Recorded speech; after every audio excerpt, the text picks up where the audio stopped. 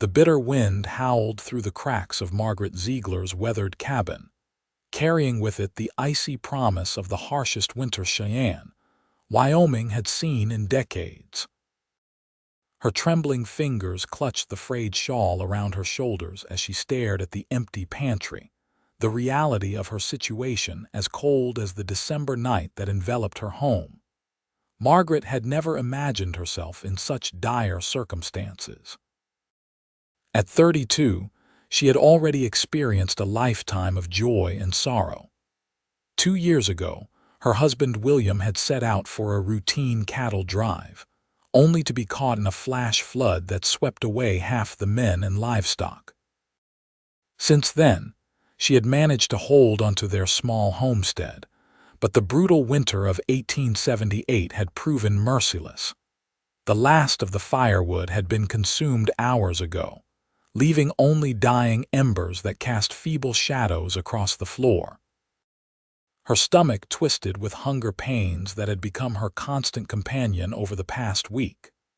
The blizzard that had descended upon Wyoming territory 3 days prior had sealed her fate, trapping her with no provisions and no hope of reaching town. Margaret closed her eyes, wondering if this was how her story would end. Her thoughts drifted to William, to the life they had built, to the children they had dreamed of but never had. Perhaps, she thought with a strange sense of calm, she would see him again soon. The sudden pounding at her door startled her from her reverie. No traveler would be out in such weather, and the nearest neighbor was miles away. For a moment, fear gripped her, but desperation pushed it aside. Whoever was outside could hardly leave her in worse circumstances than she already faced. With trembling legs, Margaret crossed the small cabin and pulled open the door. The wind thrust it from her grasp, slamming it against the wall as snow swirled inside. In the doorway stood a tall figure, his hat pulled low and a scarf wrapped around the lower portion of his face. Snowflakes clung to his heavy sheepskin coat, and behind him, a horse nickered softly, steam rising from its nostrils. "Madam," the stranger said, his voice deep and rough from the cold, "forgive the intrusion, but my horse caught the scent of your chimney smoke. I've been riding in this blizzard for hours. Might I trouble you for shelter until it passes?" Margaret stared at him, wondering if he was a hallucination born of hunger and cold. I have no fire left to offer, sir, nor food. I'm afraid I have nothing to share but the roof." The man's eyes, startlingly blue against his snow-reddened face, studied her with concern. He glanced past her at the darkened cabin, then back to her pale face and trembling form. "Nathan Turner," he said, extending a gloved hand. "And it appears, madam, that I have more to offer you than you have for me." Nathan didn't wait for an invitation. With decisive movements, he retrieved saddlebags from his horse and led the animal to the small lean-to attached to the cabin. Within minutes, he had returned, stamping snow from his boots at the threshold. "First things first," he declared, kneeling at the hearth. From his coat, he produced a bundle of kindling and several split logs. "Always carry my own firewood in weather like this. Never know when you'll need it." Margaret watched in stunned silence as this stranger coaxed life back into her fireplace. Soon, flames flickered and grew, casting a warm glow throughout the cabin. The man Nathan moved with the efficiency of someone accustomed to surviving in harsh conditions. "Now," he said, turning to her once the fire was blazing steadily, "let's see about getting some food in you. You look like you haven't eaten in days." From his saddlebags, he produced jerky, dried apples, a small sack of cornmeal, and a tin of coffee. Margaret felt tears spring to her eyes at the sight. "I can't accept," she began, but her protest was cut short by the loud growl of her stomach.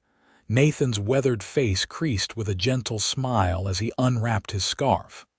"No offense intended, madam, but you're in no position to refuse. Besides, sharing's the way of the frontier. I'd expect the same if our situations were reversed. As the cabin slowly warmed, Nathan set about preparing a simple meal.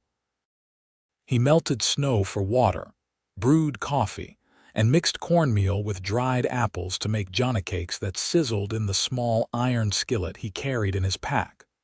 Margaret sat near the fire, strength gradually returning to her limbs as warmth seeped into her bones. She studied her unexpected savior as he worked. He was older than she'd first thought, perhaps in his late 30s, with lines at the corners of his eyes that spoke of years squinting against the sun. His hair, revealed when he removed his hat, was dark brown with threads of silver at the temples. His hands, though rough and calloused, moved with surprising gentleness as he prepared the food. "I'm Margaret Ziegler," she finally said. Was my husband's homestead." Nathan nodded but didn't press for details. "Pleased to meet you, Mrs. Ziegler, though I wish it were under better circumstances." When he handed her a tin plate of johnnycakes and jerky, Margaret had to restrain herself from devouring it immediately. She forced herself to eat slowly, savoring each bite as warmth spread through her body. "How long have you been without food?" Nathan asked, settling across from her with his own plate. "Proper food." "Nearly a week," she admitted. "I've been melting snow and chewing on leather. The blizzard came earlier than anyone expected. I was planning to go into town for supplies, but then—" Nathan nodded gravely. "Worst early storm I've seen in 15 years on the frontier. I was lucky to be close enough to spot your cabin. Another hour and—" He left the thought unfinished. As the evening progressed, the howling wind outside seemed less threatening. Nathan shared stories of his life as a cowhand, working cattle drives from Texas to Kansas, eventually making his way to Wyoming territory. He spoke of adventures and misadventures, painting vivid pictures of life on the open range that momentarily transported Margaret from her desperate situation. "And what about you, Mrs. Ziegler? How did you come to be alone in this cabin miles from anywhere?" Margaret stared into the flames, memories washing over her.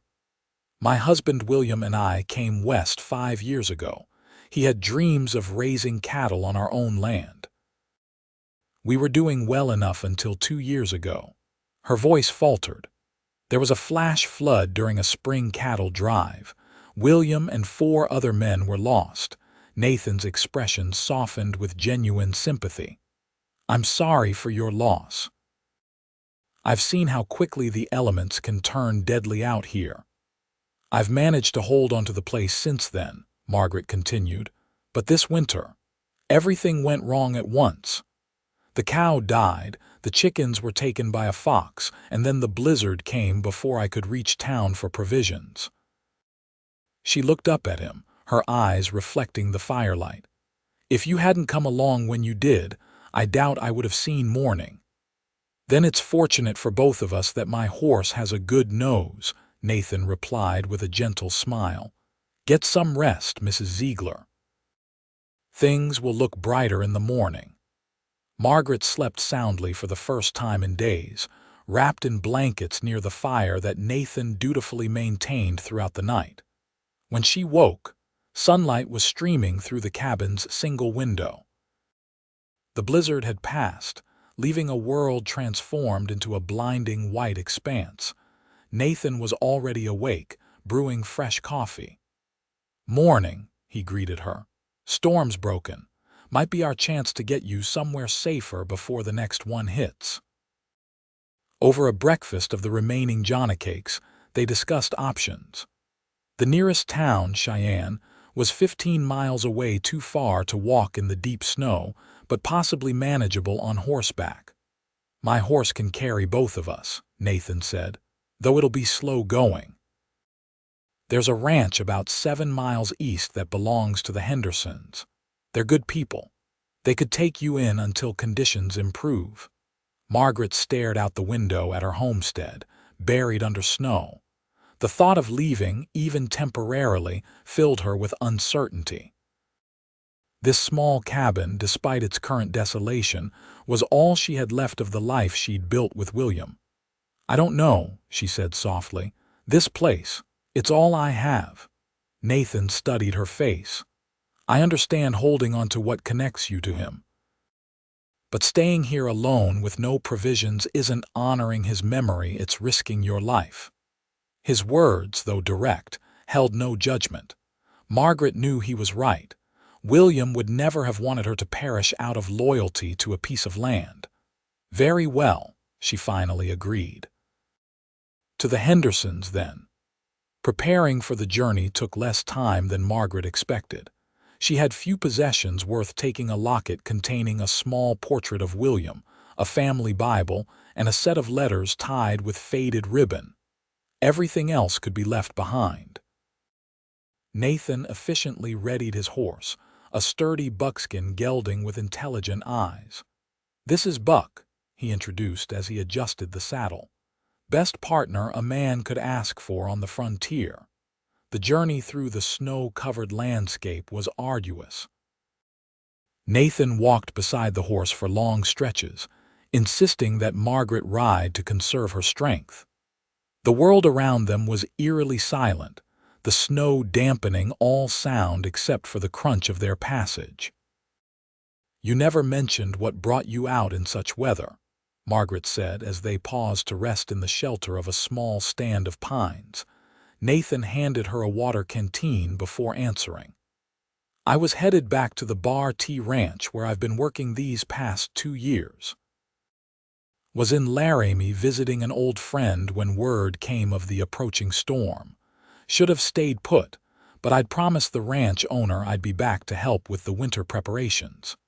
He shrugged. "Made it halfway before the worst hit. Been trying to find my way ever since." By mid-afternoon, exhaustion was evident in both their faces. The snow, knee-deep in places, made progress frustratingly slow. Margaret insisted on walking alongside Nathan, despite his protests. "We should have seen the Henderson place by now," Nathan said, concern edging his voice as he surveyed the white landscape. The uniform blanket of snow had transformed familiar landmarks, making navigation challenging. As dusk approached, the temperature began to drop rapidly. Margaret could see Nathan weighing their options, his experienced eyes scanning the horizon. "There," he finally said, pointing to a dark outline against the white. "That's not the Henderson place, but it looks like a line shack. Probably belongs to one of the big ranches. It'll have to do for tonight." The structure was indeed a line shack, a simple one-room cabin used by cowboys tending distant portions of large ranches. It was crude but sound, with a small potbelly stove, a rough-hewn table, and a narrow cot. "Not exactly the Cheyenne Hotel," Nathan commented as they entered, "but it's shelter." Within an hour, Nathan had a fire crackling in the stove and had melted snow for drinking water. The provisions from his saddlebags provided another simple but sustaining meal. As they ate by the light of a single candle found in the shack, Margaret studied her companion with new appreciation. "You've saved my life twice now," she said softly. "I don't know how I'll ever repay you." Nathan looked up, seeming almost embarrassed by her gratitude. "Any decent man would do the same, Mrs. Ziegler. The frontier's harsh enough without people turning their backs on each other. Please call me Margaret," she insisted. "After sharing meals and surviving a blizzard together, Mrs. Ziegler seems overly formal." A small smile touched his lips. "Margaret, then." That night, Nathan insisted she take the cot while he made a pallet near the stove. As she drifted toward sleep, Margaret found herself contemplating her unexpected guardian angel. There was something comforting about his presence, beyond the obvious fact that he had saved her from starvation and freezing. His quiet competence, his lack of pretense, the gentle consideration he showed without making her feel like a burden, these were rare qualities in any man, but especially so in the rough frontier. For the first time since William's death, Margaret felt the faintest stirring of something she had thought long buried: the simple human connection that made life worth living. Morning revealed clearer skies and Nathan's increasing concern about their location. After a breakfast of the last of their provisions, he studied the terrain visible from the shack's single window.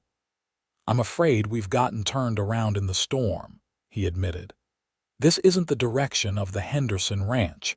If I'm not mistaken, we've been heading southeast rather than east." Margaret felt a flutter of anxiety. "What does that mean for us?" "It means we're probably closer to Cheyenne than to the Hendersons now. Another day's journey, I'd reckon, if the weather holds and we can maintain a steady pace." With no alternative, they set out again, following what Nathan believed to be the general direction of Cheyenne. The snow had hardened overnight, making travel somewhat easier, though the cold remained biting. As they walked, Nathan began telling stories again, tales of cattle drives and frontier justice, of characters he'd met and places he'd seen.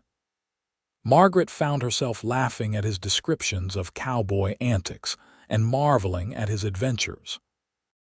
"You've lived quite a life," she observed during a brief rest. Nathan looked thoughtful. "Parts of it, maybe. Other parts have just been existing. There's a difference." "What do you mean?" He gazed at the distant horizon before answering. "A man can spend years riding the range, moving from one outfit to another, one town to the next. Can seem like living, but sometimes it's just passing time. After a while, you start wondering what it's all for." Margaret understood better than he might have realized. Since William's death, she had been existing, not living, holding onto a homestead, not because it offered her a future, but because letting go meant accepting that her past was truly gone. By late afternoon, they spotted smoke rising in the distance, the first sign of Cheyenne. The sight gave them renewed energy, and they pushed forward with greater determination. As the town came into view, Margaret felt conflicting emotions: relief at reaching safety, but also a strange reluctance. Once in town, Nathan would continue to his ranch, and she would need to determine her next steps alone. The streets of Cheyenne were relatively clear, the townspeople having shoveled paths between buildings. A few people turned to stare at the odd sight they presented: a woman in a worn dress and coat, and a weathered cowboy, both snow-covered and exhausted, leading a tired horse through town. "The drover's rest should have rooms," Nathan said, gesturing toward a two-story building with a wide porch. "It's not fancy, but it's clean, and the owner, Widow Campbell, is a good sort." Inside the establishment, they were met with the blessed warmth of a well-maintained fire and the curious gazes of the few patrons present. The Widow Campbell, a stout woman with steel-gray hair and kind eyes, assessed them immediately. "Land's sakes, you two look half frozen. Arthur," she called to a young man sweeping near the stairs, "stable this gentleman's horse and bring in his gear. Now, let's get you both near the fire and find some hot food." Within moments, Margaret found herself seated at a table near the hearth, a bowl of stew before her and a cup of hot tea warming her hands. Nathan sat across from her, his face relaxed for the first time since she'd met him. "Mrs. Campbell," he said as the proprietress bustled past, "this lady needs a room for the night. Put it on my account." "Nathan, no," Margaret protested. "You've done enough. I can't ask. You didn't ask," he interrupted gently. "Besides, I have money saved. What good is it if not for times like this?" Widow Campbell looked between them with interest. "Are you too?" "No," Margaret said quickly.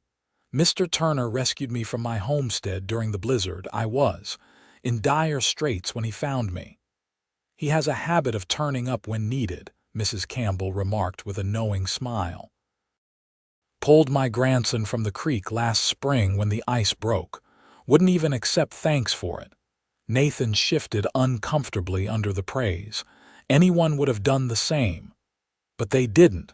You did, Margaret said softly, meeting his eyes. That evening, after a hot bath and dressed in a nightgown borrowed from Mrs. Campbell, Margaret sat in a rocking chair in her small but comfortable room. The events of the past days seemed almost dreamlike now that she was warm, fed, and safe. She found her thoughts continually returning to Nathan, his quiet strength, his unassuming kindness, the way his eyes crinkled when he smiled. A knock at her door interrupted her reverie. Opening it, she found Nathan standing there, freshly shaved and dressed in clean clothes, though still bearing the weathered look of a man who lived most of his life outdoors. "I hope I'm not disturbing you," he said. "I wanted to check that you had everything you needed before I head out in the morning."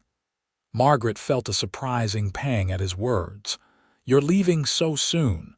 Need to report to the ranch. They'll be worried after the storm." He hesitated. "I've spoken with Mrs. Campbell.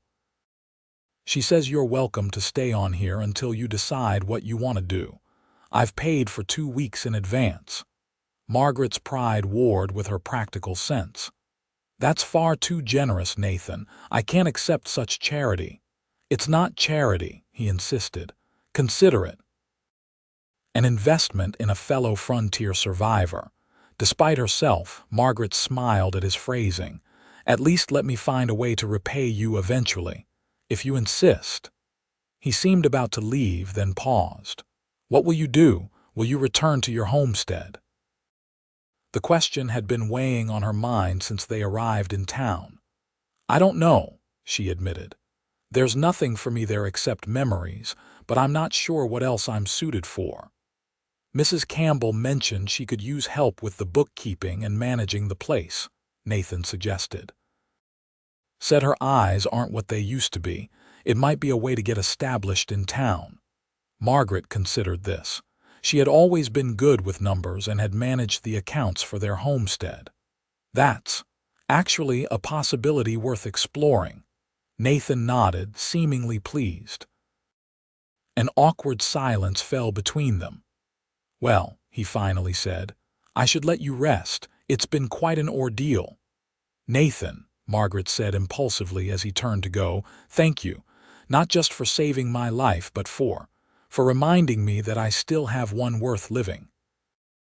Something flickered in his eyes' warmth, and perhaps something deeper. "Good night, Margaret. I wish you well." After he left, Margaret stood at the window, watching the snow gently falling in the glow of the street lamps. For the first time in 2 years, she felt a sense of possibility rather than merely resignation. The following morning, Margaret woke to the sounds of the town coming alive. Horses and wagons moved along the streets, shop owners cleared their entrances, and the scent of breakfast cooking drifted up from downstairs. She dressed in her worn but clean dress, determined to speak with Mrs. Campbell about the potential position. When she entered the dining room, she was surprised to find Nathan still there, seated at a corner table with a cup of coffee. He rose when he saw her. "I thought you'd be gone by now," she said, unable to hide the pleasure in her voice. "The ranch can wait another day," he replied. "I wanted to make sure you were settled before I left." Over breakfast, they discussed her options. Mrs. Campbell, sensing an opportunity, joined them and confirmed her need for help managing the establishment. "Truth be told," the older woman confided, "I've been thinking of taking on a partner. These old bones aren't what they used to be, and this place is too much for one person. If things work out, you might find yourself with more than just employment." Mrs. Ziegler. The possibility was both exciting and intimidating. Margaret had never considered running a business, but the idea held appeal. It would provide purpose, security, and a fresh start. After breakfast, Nathan offered to accompany her to the land office to inquire about her homestead status. The clerk, a thin man with spectacles perched on his nose, consulted his records with methodical precision. Ziegler Homestead, 7 miles northwest of town, he muttered. Ah, yes. I'm afraid there are back taxes owing, Mrs. Ziegler. If they're not settled within 60 days, the property will revert to territorial ownership. Margaret felt a weight settle in her stomach.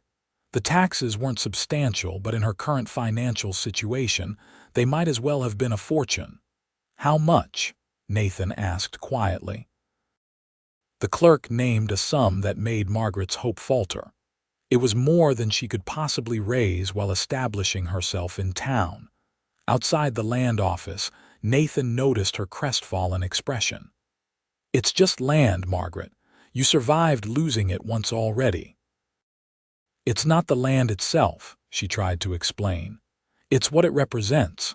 The last connection to the life William and I built, letting it go feels like. She trailed off, unable to articulate the complex emotions. Nathan was quiet for a moment. I understand holding on to connections to those we've lost. But sometimes, honoring their memory means moving forward, not staying tethered to what was. His words resonated with unexpected clarity. William had come west seeking opportunity and a fresh start. He had been forward-looking, embracing change rather than fearing it. Perhaps the greatest tribute to his memory would be to do the same. You're right, she finally said. It's time to look ahead, not back. The relief in Nathan's eyes was evident. I'm glad to hear you say that. They spent the afternoon exploring Cheyenne, Nathan showing her establishments that might be useful in her new life: the general store, the bank, the post office. By the time they returned to the Drovers' Rest for dinner, Margaret felt a growing sense of excitement about the possibilities before her. That evening, seated by the fire in the common room, Margaret found herself reluctant to see the day end. Tomorrow, Nathan would leave for his ranch, and this brief, intense connection would be severed. The thought left an unexpected hollowness in her chest. Will you come back to town? She asked suddenly. Or does ranch work keep you away through winter? Nathan looked up from the book he'd been browsing. I get into town every few weeks for supplies. The bar T-Ticket's only 20 miles east. Perhaps you might stop in when you do. I'd like to know how you're faring. She felt oddly shy making the suggestion. A slow smile spread across his face. I'd like that very much, Margaret. The following morning dawned clear and cold. Nathan prepared to depart after breakfast, checking his horse and supplies with the thoroughness of an experienced frontiersman. Margaret stood nearby, watching his practiced movements and trying to ignore the sense of loss she felt at his imminent departure. I've left something for you with Mrs. Campbell, he said as he tightened Buck's cinch. Don't be too proud to accept it. Nathan, she began to protest. Please, he interrupted. It would ease my mind knowing you have what you need to start fresh. Before she could argue further, he mounted his horse. Looking down at her, his expression softened. You're stronger than you realize, Margaret Ziegler. I have no doubt you'll thrive here. With a tip of his hat and a gentle nudge to his horse, Nathan Turner rode away from the Drovers' Rest, leaving Margaret standing in the morning sun with a curious mixture of gratitude, sadness, and something else she wasn't quite ready to name. Later that morning, Mrs. Campbell handed her an envelope.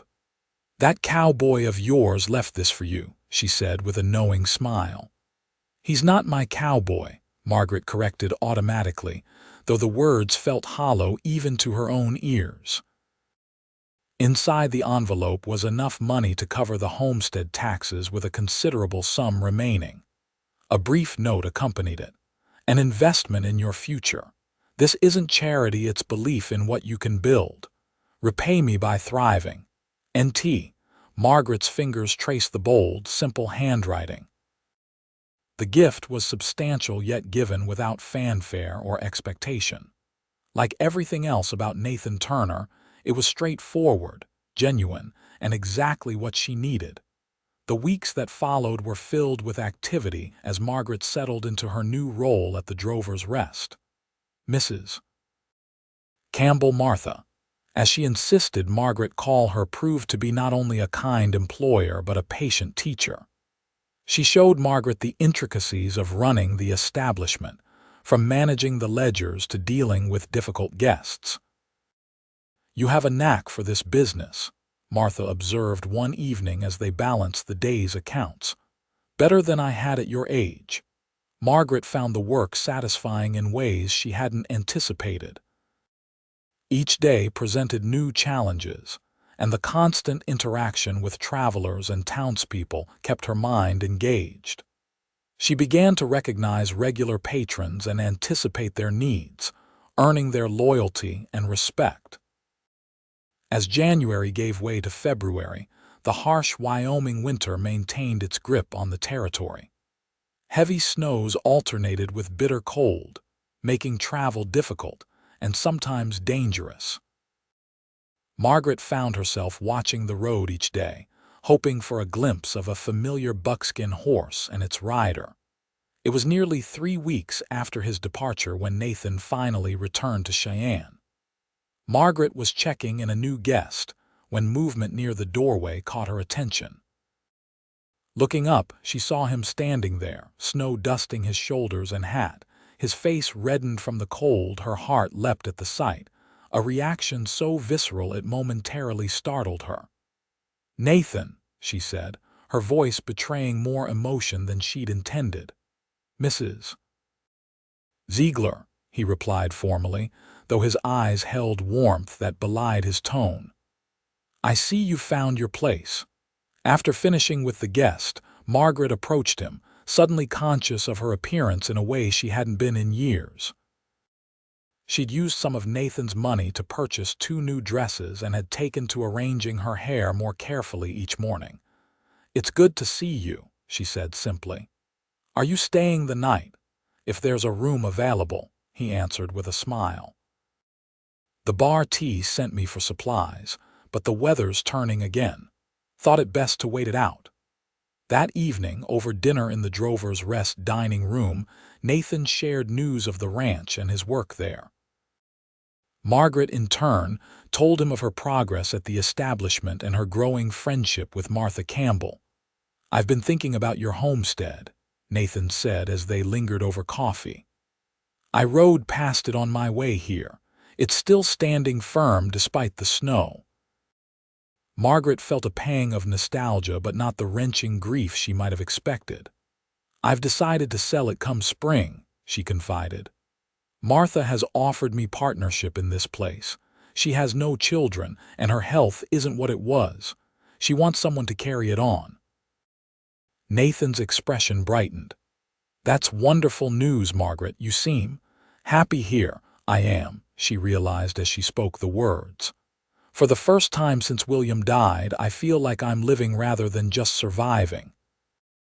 Their conversation stretched late into the evening, moving from practical matters to deeper subjects: their hopes for the future, memories of their pasts, observations about life on the frontier. Margaret found herself sharing thoughts she hadn't voiced to anyone, and Nathan reciprocated with surprising candor. "I never expected to spend my life as a cowhand," he admitted. "My father was a blacksmith in Pennsylvania. I apprenticed with him until I was 20, then the call of the West got under my skin." "Do you regret leaving?" Margaret asked. Nathan considered the question. "No," he finally said, "though sometimes I wonder about the road not taken. My father wanted me to take over his forge, marry the preacher's daughter, have a house full of children. A simpler life, maybe, but not the one that called to me. And now, does the life you've chosen still call to you?" A thoughtful expression crossed his face. "Parts of it. But lately, I've been thinking it might be time to put down roots somewhere. A man can only drift so long before he starts wondering what he's missing." The storm that had been threatening arrived during the night, confining most of Cheyenne's residents to their homes and businesses for the next 2 days. Nathan found himself unexpectedly enjoying the enforced idleness. He helped with repairs around the drover's rest, splitting firewood, fixing a leaky roof, and reinforcing the stable doors against the wind. Working alongside Margaret, he observed the transformation that had occurred in the weeks since he'd found her starving in her isolated cabin. The hollow-cheeked, desperate woman had been replaced by someone vibrant and purposeful. Her brown hair, once dull with malnutrition, now shone with health, and her eyes had regained their spark. On the evening of the second day, as they sat playing checkers in the common room after the other guests had retired, Nathan found himself studying her face in the firelight. There was a quiet strength there that he admired, a resilience born of hardship, but not hardened by it. "You're staring, Mr. Turner," Margaret said without looking up from the board.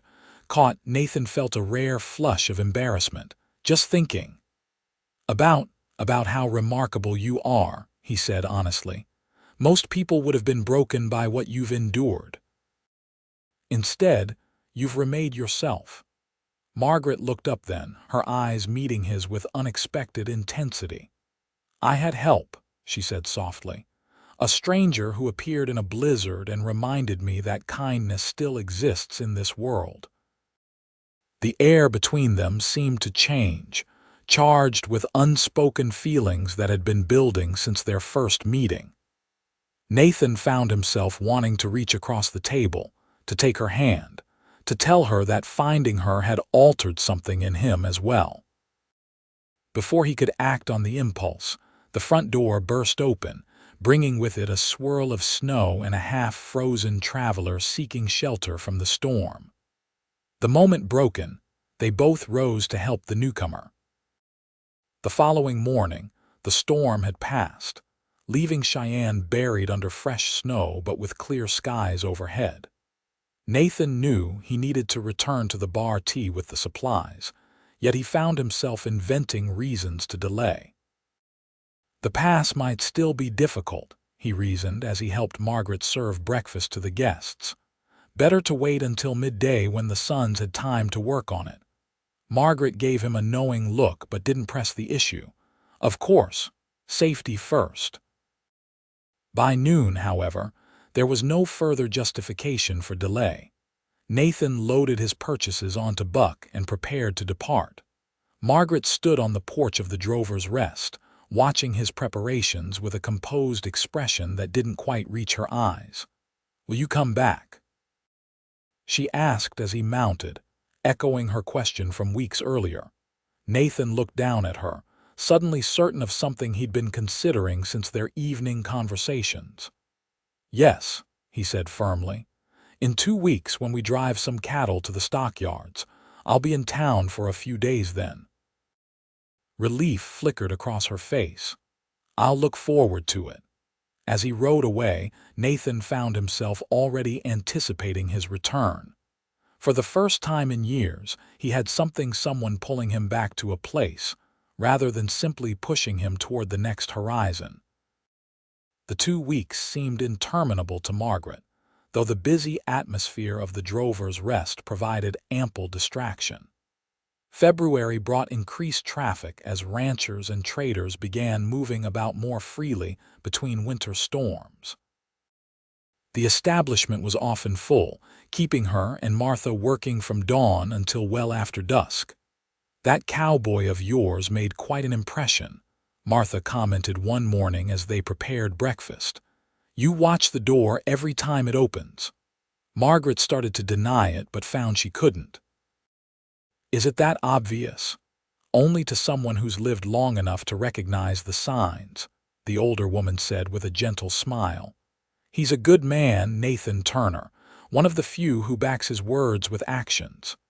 "He is," Margaret agreed softly, "but I don't know if he's looking for." "That is, if he wants." She trailed off, uncertain how to articulate her thoughts. Martha patted her hand. "Sometimes the heart knows what it wants before the head catches up. Give it time." True to his word, Nathan returned to Cheyenne exactly 2 weeks later, riding in with several other cowboys from the Bar T Ranch as they brought cattle to the stockyards. The town had come alive with the activity, streets busy with livestock, buyers, and the accompanying commerce such gatherings generated. The Drover's Rest was filled to capacity, forcing Nathan to share a room with two other hands from the ranch.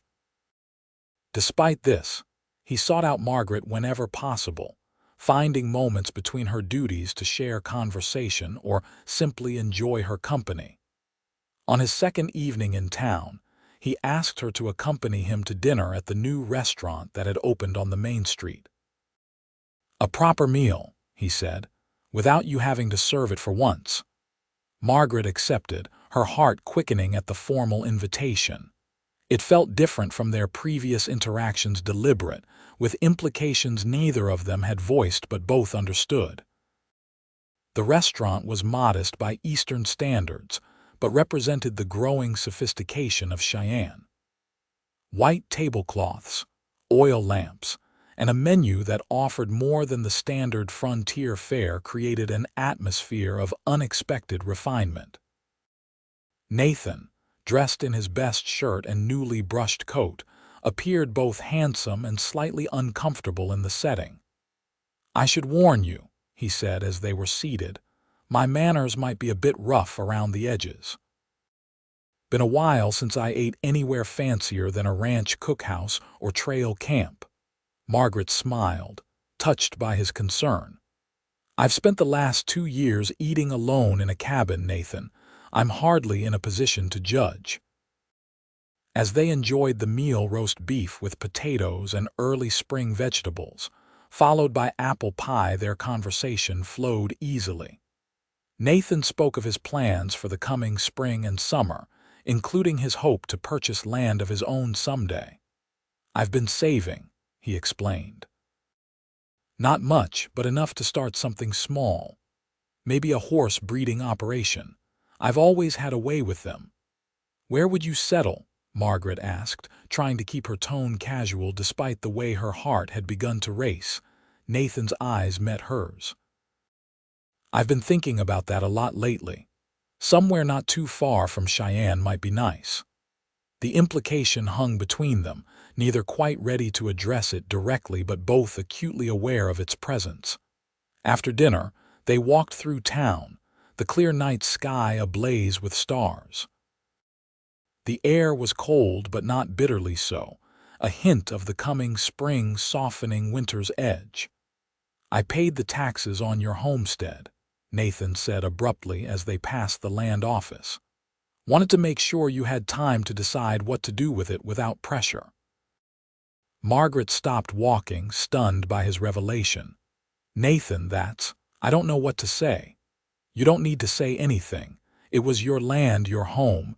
You deserved the chance to choose its fate on your own terms." His thoughtfulness overwhelmed her. In that moment, standing in the quiet street with the man who had not only saved her life, but continued to protect her interests without expectation of return, Margaret felt something shift inside her, the final barrier of grief giving way to the possibility of new love. "Thank you," she said simply, reaching out to take his hand. Nathan's fingers closed around hers, warm despite the cold night. They stood like that for several heartbeats, the simple contact conveying more than words could express. The remainder of Nathan's stay in Cheyenne passed too quickly. His duties with the cattle sale occupied much of his time, but he and Margaret managed to carve out moments together, breakfasts before the day's work began, late evenings in the common room after other guests had retired. On the morning of his departure, Nathan found Margaret in the small office behind the reception desk, working on the ledgers. He knocked softly on the open door. "May I come in?" he asked. Margaret looked up, her face brightening at the sight of him. "Of course." Nathan closed the door behind him, an unusual action that immediately signaled the importance of what he had to say. He remained standing, his hat in his hands, turning it nervously. "I'll be heading back to the Bar T today," he began. Spring roundup will be starting soon, and after that, we'll be busy with the summer drive." Margaret nodded, her expression carefully controlled though her heart had begun to sink. "Will you be gone long?" "Probably through October," he admitted. "But I wanted to ask you something before I go." He took a deep breath, seeming to gather his courage. "Margaret, in the short time I've known you, you've come to mean more to me than anyone has in a very long time. I find myself thinking about you when we're apart, worrying about your welfare, wanting to share things with you when they happen." Margaret's breath caught in her throat. "Nathan, I'm not asking for anything now," he continued quickly. "I know it's too soon and you're still finding your way, but I wanted you to know that when I return in the fall, if you might be open to it, I'd like to court you properly. With intentions that are—" He paused, searching for the right words. "With intentions toward a future together, if you found that agreeable." Joy bloomed in Margaret's chest, so intense it was almost painful. "I would find that very agreeable," she managed to say, her voice steady despite the emotion threatening to overwhelm her. Relief and happiness transformed Nathan's face. He crossed the small office in 2 strides, taking her hands in his. "I'll write when I can," he promised. "And I'll be thinking of you every day until I return." "As I will you," Margaret replied softly. When he left an hour later, riding out with the other Bar T hands, Margaret stood on the porch of the Drover's Rest watching until he was out of sight. The ache of separation was tempered by a new certainty. This was not an ending but a beginning, a promise of something she had thought forever lost to her. Spring arrived in Wyoming territory, with its characteristic unpredictability, warm days followed by sudden snowstorms, bright sunshine giving way to drenching rains. Through it all, Margaret continued to establish herself at the Drover's Rest, her partnership with Martha Campbell growing stronger as the older woman gradually transferred more responsibility to her. Letters from Nathan arrived sporadically, carried by ranch hands or supply wagons traveling between the Bar T and Cheyenne. His handwriting was bold and straight, much like the man himself, and his words painted vivid pictures of life on the range during spring roundup, the long days in the saddle, the challenges of sorting cattle, the camaraderie around the chuck wagon at night. In one letter, received in late April, he wrote, "Found myself watching the sunset last evening, thinking how you might describe the colors. My words aren't fancy enough to capture it, but it put me in mind of that first night in your cabin, when the firelight touched your face and I knew I couldn't leave you to face the winter alone. Some things a man just knows in his bones. That was one. How I feel about you is another." Margaret read and reread his letters until the paper grew soft at the folds. In her replies, she shared her daily life in Cheyenne, the characters who passed through the Drover's Rest, her growing friendship with Martha, her plans for expanding the establishment once their partnership was formalized. As May turned to June, Margaret made the journey back to her homestead for the first time since the blizzard. The cabin stood weathered but intact, a silent witness to the life she had lived and nearly lost there. With the help of 2 young men from town, she packed the few possessions she wished to keep: William's books, their wedding quilt, the rocking chair he had made for her. Before leaving, she stood alone in the empty cabin, memories washing over her. William's presence seemed to linger in the rough-hewn walls, in the window where she had watched for his return, in the hearth where they had shared dreams of their future. "I'm not forgetting," she whispered to the empty room. "Just moving forward. I think you'd understand." A warm breeze stirred through the open door, carrying the scent of summer grass and wildflowers. Margaret took it as a sign of approval, a benediction on her choice to embrace life rather than merely exist in the shadow of loss. Upon her return to Cheyenne, Margaret threw herself into preparations for the busy summer season. The completion of additional rail connections to the east had increased traffic through the growing town, and the Drovers' Rest benefited from the influx of travelers. In July, Martha presented Margaret with legal documents formalizing their partnership. "Sign these," she said, pushing the papers across the desk, "and you'll officially own half of this establishment." Margaret stared at the documents in disbelief. "Martha, this is too generous." "I've only been here a few months. I haven't earned—" "Nonsense," the older woman interrupted. "You've worked harder than most would in years. Besides, I'm not being entirely altruistic. I need someone to carry on when I'm gone, and I'd rather choose that person myself than leave it to chance." With trembling hands, Margaret signed her name beside Martha's. "I don't know how to thank you." Martha's eyes twinkled. "Thank me by making this place thrive, and perhaps by naming your first daughter after me." Margaret blushed furiously at the implication, though she couldn't deny the direction of her thoughts whenever Nathan's letters arrived. Summer faded into autumn, the aspen trees in the nearby foothills turning gold against the evergreen backdrop.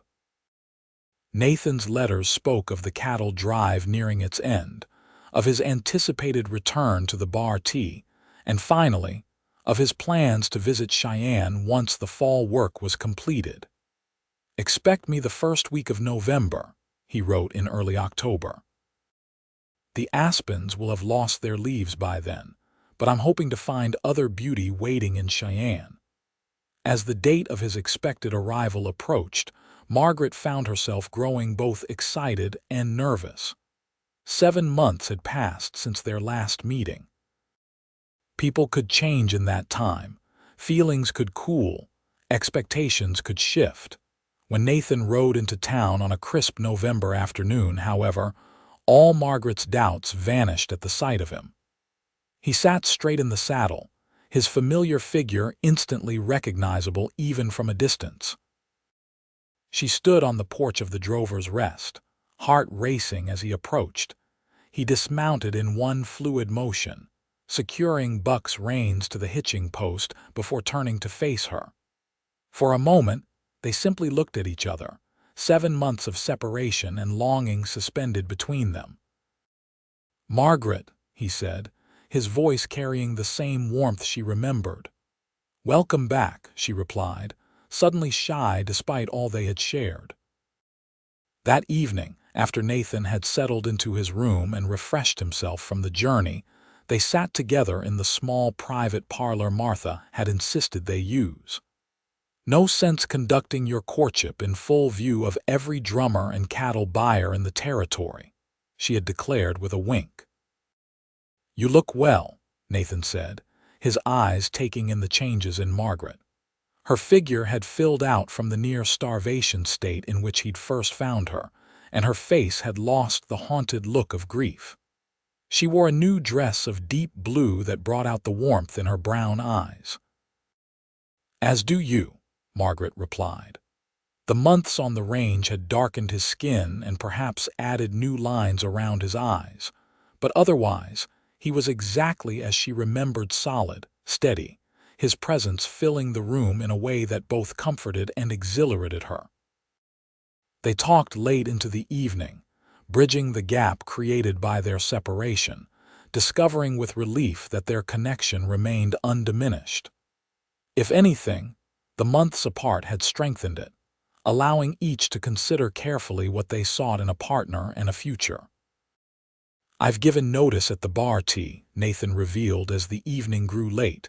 "After the spring roundup, I'll be moving on." Margaret felt a stab of alarm. "Moving on? Where?"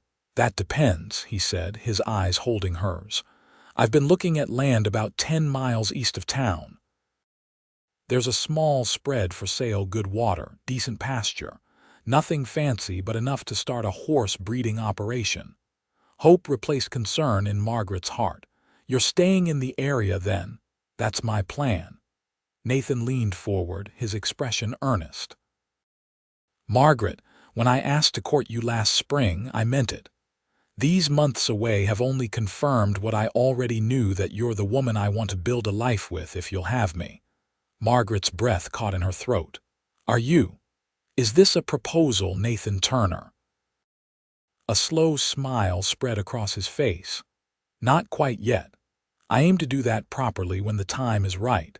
But it is a promise that one is coming, once I've established something worthy of offering you." Margaret reached across the small table between them, taking his weathered hand in hers. "You offered me your last food in a blizzard, Nathan. You warmed my home and my soul when I had nothing.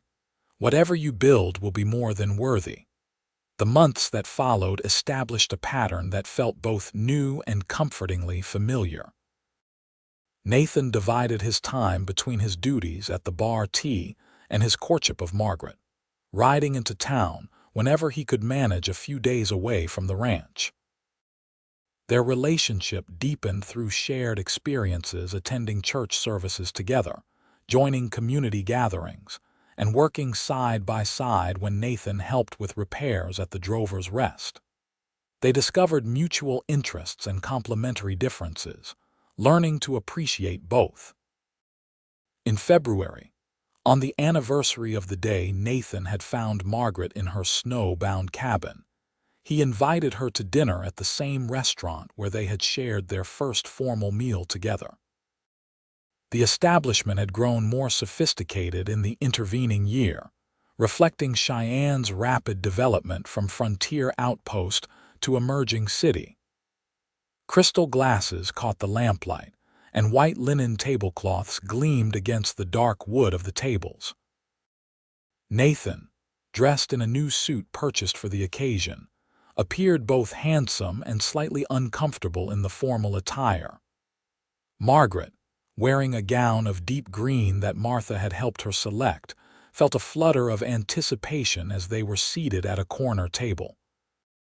Throughout the meal, Nathan seemed uncharacteristically nervous, his conversation occasionally faltering as he appeared lost in thought. Margaret watched him with growing curiosity, wondering at the cause of his distraction. As they finished dessert, the same apple pie they had shared a year earlier, Nathan reached inside his jacket and withdrew a small box. "I had planned a speech," he said, his voice steady despite the emotion evident in his eyes. "Something eloquent about how you've changed my life, how finding you in that blizzard was the luckiest accident of my existence. But sitting here looking at you, words seem inadequate." He placed the box on the table between them. "I love you, Margaret Ziegler.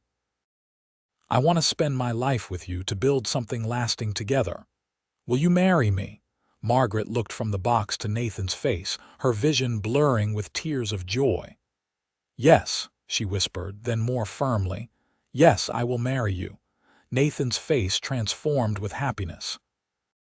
He opened the box, revealing a simple but beautiful ring, a small diamond flanked by 2 sapphires set in gold. "It was my mother's," he explained as he slipped it onto her finger. "I sent to Pennsylvania for it last fall." The ring fit perfectly, as if it had been made for her hand. Margaret marveled at it, at the journey it had taken, like the journey that had brought her and Nathan together against all odds. "When?" she asked, her practical nature asserting itself even in this most emotional moment. "Spring," Nathan suggested.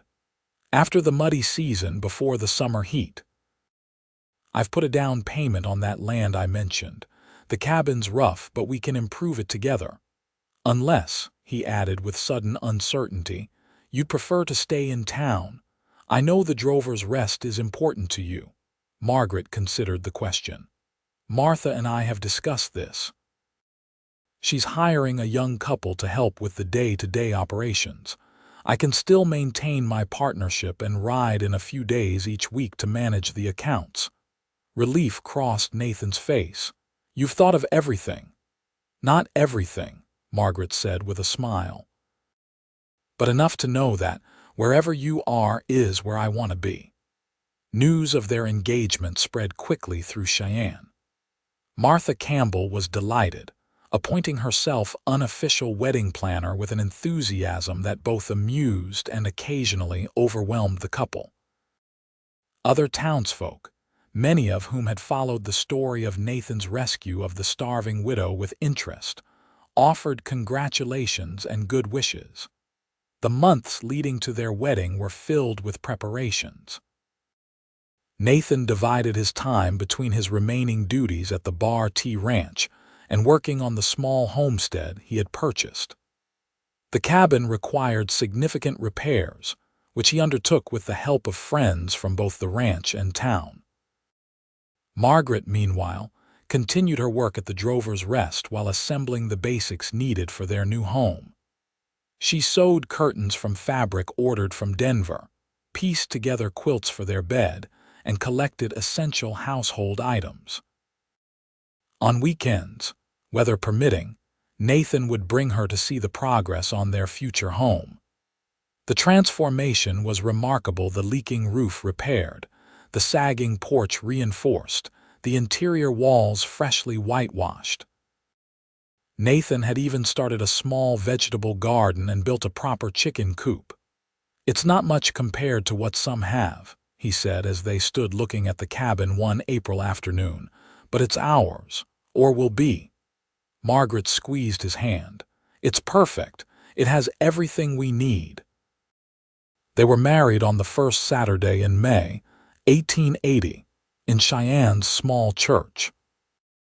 The building overflowed with well-wishers, Martha Campbell beaming in the front pew, cowboys from the Bar T Ranch uncomfortably dressed in their Sunday best, townspeople who had come to know and respect both bride and groom.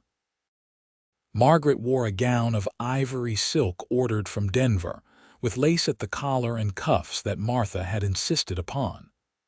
A bride should have at least one extravagance, the older woman had declared when Margaret protested the expense. Nathan, standing tall in a new black suit, watched with wonder as Margaret walked toward him. His expression of awe and love was so transparent that several women in the congregation dabbed at their eyes. The ceremony was simple but meaningful, the couple exchanging vows they had written themselves.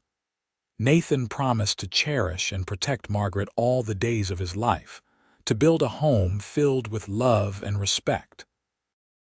Margaret, in turn, pledged her love, support, and partnership in whatever life brought their way. "What God has joined together, let no man put asunder," the preacher pronounced, and with those words Margaret Ziegler became Margaret Turner. The celebration afterward, held at the Drover's Rest, continued well into the evening. There was dancing to fiddle music in the cleared dining room, a feast prepared by Martha and several women from town, and enough well wishes to last a lifetime. As the night grew late, the newlyweds slipped away from the festivities, departing in a wagon decorated with ribbons and flowers by the Bar T Cowboys. They drove through the spring night toward their new home, the stars overhead a canopy of diamonds against the velvet sky. At the homestead, Nathan lifted Margaret from the wagon and carried her across the threshold of their cabin. Inside, he had prepared a surprise: fresh flowers in jars on the table, new curtains at the windows, a fire laid in the hearth to take the chill from the spring night. "Welcome home, Mrs. Turner," he said softly, setting her on her feet but keeping his arms around her. Margaret looked around the simple cabin, transformed by care and love into a home. "It's beautiful," she whispered, emotion tightening her throat. That night, in the privacy of their new home, they shared the intimacy they had waited for, their love expressed in tender touches and whispered promises. Margaret, who had once thought her capacity for such joy had died with William, discovered that the heart could indeed heal and love again, differently but no less deeply. The years that followed brought both joys and challenges to Nathan and Margaret Turner. Their horse breeding operation grew steadily if modestly, Nathan's skill with the animals earning them a reputation for quality that spread beyond Wyoming territory. Margaret maintained her partnership in the Drover's Rest, riding into town twice a week to manage the accounts and assist during busy periods. Under her and Martha's guidance, the establishment expanded, adding a second floor and improving amenities to attract a better class of traveler as Cheyenne continued to develop. In the spring of 1882, their first child was born, a son they named William Nathan Turner, honoring both Margaret's first husband and his father. The boy inherited his father's sturdy build and his mother's thoughtful nature, growing into a cheerful, curious child who delighted both parents. Martha Campbell, self-appointed grandmother to young William, doted on the boy whenever the family visited town. "He has your eyes," she told Nathan with satisfaction, "but thank goodness he got his mother's nose." 2 years later, a daughter joined the family, Martha Elizabeth Turner, named for the woman who had become such an important part of their lives. Little Martha was fair where her brother was dark, quieter in temperament, but with a determined streak that manifested early. Life on their homestead settled into seasonal rhythms, the busyness of spring with new foals and planting, summer's long days of training horses and tending crops, autumn's preparations for winter, and the quiet months of snow when family life centered around the hearth.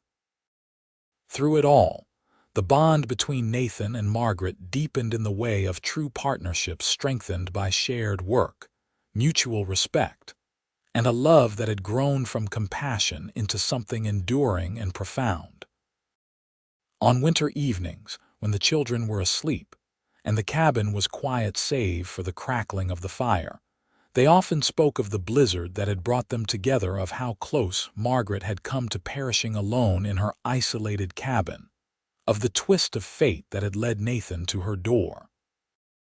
"I used to think finding you was luck or chance," Nathan said on one such evening in 1888 as they celebrated the 10th anniversary of their first meeting. "Now I believe it was something more. Providence, maybe." Margaret, seated beside him on the settee he had built years earlier, rested her head against his shoulder. "Whatever it was, I'm grateful for it every day. You didn't just save my life, Nathan. You gave me a reason to truly live again." Outside, snow fell softly in the darkness, much as it had on that fateful night. But inside the Turner home, there was warmth, love, and the quiet contentment of two people who had found in each other exactly what they needed: a second chance at happiness, built on kindness and sustained by love. The widow had been starving in the cold. A cowboy fed her and warmed her soul. In the years that followed, they continued to nourish each other in all the ways that mattered, their love a testament to the resilience of the human heart and its capacity for renewal, even in the harshest of winters.